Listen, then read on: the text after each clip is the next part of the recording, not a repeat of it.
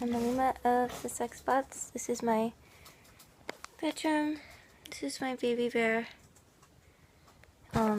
We are going to be reading some bedtime stories this week. Thanking you for your support on Patreon. A little tired. We had our listening party at the Kit Kat Club last night, and it was really good. And if you were there, I'm sure you will remember that for a long time. So, we have been reading The Fellowship of the Ring. As you can see, we're almost at the end. It's quite thrilling. Your children are never too young for good stories, and that's what we're going to get tonight. Okay. In the morning, as they were beginning to pack their slender goods, elves that could speak their tongue came to them and brought them many gifts of food and clothing for the journey.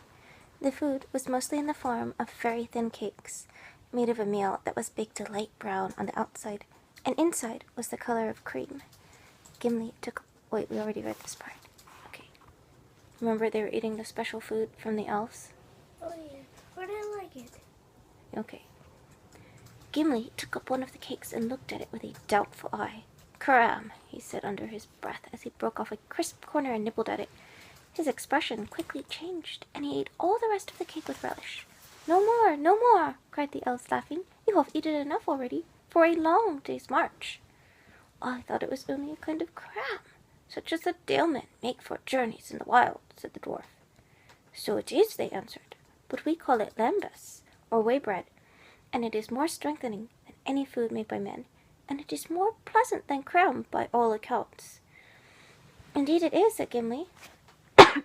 "Why, it is better than the honey cakes of the Bjornings, and that is great praise, for the Bjornings are the best bakers that I know of, and they are none too willing to deal out their cakes to travelers in these days.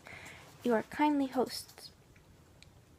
"All the same, we bid you spare the food," they said. "Eat little at a time, and only at need, for these things are given to serve you when all else fails.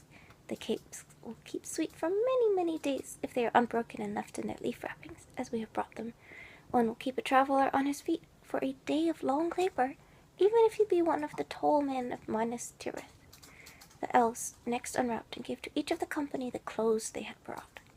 For each they had provided a hood and cloak, made according to his size, of the light but warm silken stuff that the Galadrim wove. It was hard to say of what color they were. Gray with the hue of twilight under the trees they seemed to be, and yet, if they were moved, or set in another light, they were green as shadowed leaves, or brown as fallow fields by night, dusk silver as water under the stars. Each cloak was fastened about the neck with a brooch, like a green leaf veined with silver. "Are these magic cloaks?" asked Pippin, looking at them with wonder. "I do not know what you mean by that," answered the leader of the elves. "They are fair garments, and the web is good, for it was made in this land. They are elvish robes, certainly, if that is what you mean. Leaf and branch, water and stone. They have the hue and beauty of all these things under the twilight of Lorien that we love, for we put the thought of all that we love into all that we make. Yet they are garments, not armor, and they will not turn shaft or blade. But they should serve you well. They are light to wear, and warm enough to cool enough at need, and you will find them a great aid in keeping out of sight of unfriendly eyes, whether you walk among the stones or the trees. You are indeed high in the favor of the lady, for she herself and her maidens wove the stuff, and never before have we clad strangers in the garb of our own people." If you notice typing in the background, that's someone doing her homework on the laptop. After their morning meal, the company said farewell to the lawn by the fountain. Their hearts were heavy, for it was a fair place and had become like home to them, though they could not count the days and nights that they had passed there. As they stood for a moment looking at the white water in the sunlight, Haldir came walking towards them over the green grass of the glade. "Do you need a tissue, sweetie?" Mm. "You sure?"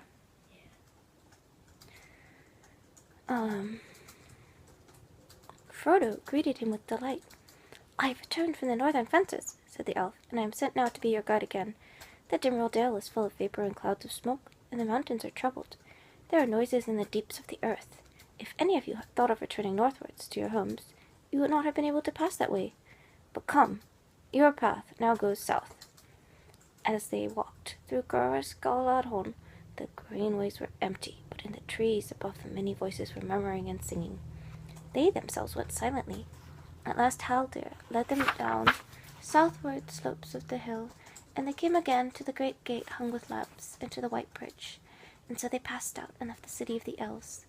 Then they turned away from the paved road and took a path that went off into a deep thicket of malorn trees, and passed on, winding through rolling woodlands of silver shadow, leading them ever down, southwards and eastwards, towards the shores of the river. They had gone some 10 miles, and noon was at hand, when they came on a high green wall. Passing through an opening, they came suddenly out of the trees. Before them lay a long lawn of shining grass, studded with golden Eleanor that glinted in the sun. The lawn ran out into a narrow tongue between bright margins. On the right and west the silver lode flowed glittering. On the left and east the great river rolled its broad waters, deep and dark. On the further shores the woodlands still marched on southwards, as far as the eye could see, but all the banks were bleak and bare. No Malorn lifted its gold-hung boughs beyond the land of Lorien. On the bank of the silver lode, at some distance up from the meeting of the streams, there was a height of white stones and white wood. By it were moored many boats and barges. Some were brightly painted and shone with silver and gold and green, but most were either white or grey.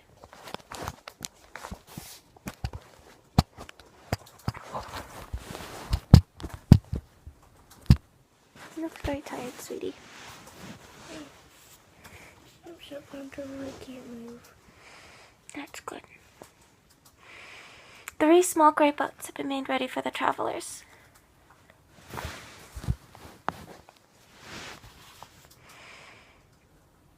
And in these the elves stowed their goods, and they added also coils of rope, 3 to each boat.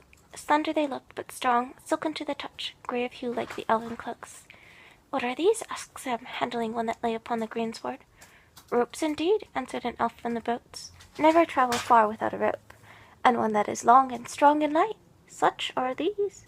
They may be a help in many needs." "You don't need to tell me that," said Sam. "I came without any, and I have been worried ever since. But I was wondering what these were made of, knowing a bit about rope making. It's in the family, as you might say." "They are made of hithlanes," said the elf, "but there is no time now to instruct you in the art of their making. Had we known that this craft delighted you, we could have taught you much. But now, alas, unless you should at some time return hither, you must be content with our gift. May it serve you well." "Come," said Haldir, "all is now ready for you. Enter the boats, but take care at first." "Heed the word," said the other elves. "These boats are light boats, and they are crafty, and unlike the boats of other folk. They will not sink, lade them as you will, but they are wayward if mishandled. It would be wise if you accustom yourself to stepping in and out, here where there is a landing place, before you set off downstream." The company boat was arranged in this way. Aragorn, Frodo, and Sam were in one boat, Boromir, Merry, and Pippin in another, and in the third were Legolas and Gimli, who had now become fast friends. In this last boat most of the goods and packs were stowed. The boats were moved and steered with short-handled paddles that had broad leaf-shaped blades. When all was ready, Aragorn led them on a trial up the silver lode. The current was swift, and they went forward slowly. Sam sat in the bows, clutching the sides and looking back wistfully to the shore. The sunlight glittered on that water, sunlight glittering on the water dazzled his eyes. As they passed beyond the green field of the tongue, the trees drew down to the river's brink. Here and there golden leaves tossed and floated on the rippling stream. The air was very bright and still, and there was a silence, except for the high, distant song of larks. They turned a sharp bend in the river, and there, sailing proudly down the stream toward them, they saw a swan of great size. The water rippled on either side of the white breast, beneath its curving neck. Its beak shone like burnished gold, and its eyes glinted like jet set in yellow stones. Its huge white wings were half lifted. A music came down the river as it drew nearer, and suddenly they perceived that it was a ship, wrought and carved with elven skill in the likeness of a bird. 2 elves clad in white steered it with black paddles. In the midst of the vessel sat Celeborn, and behind him stood Galadriel, tall and white. A circlet of golden flowers was in her hair, and in her hand she held a harp, and she sang. Sad and sweet was the sound of her voice in the cool, clear air. "I sang of leaves leaves of gold there grew. Of wind I sang, when there came, and in the branches blew. Beyond the sun, beyond the moon, the film was on the sea. And by the strand of Ilima there grew a golden tree. Beneath the stars of ever eve, and Eldama it shone. And Eldama beside the walls of elven Terion.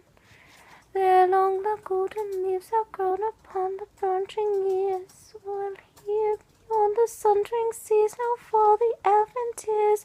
Oh, Lorien, the winter comes, the barren needless day.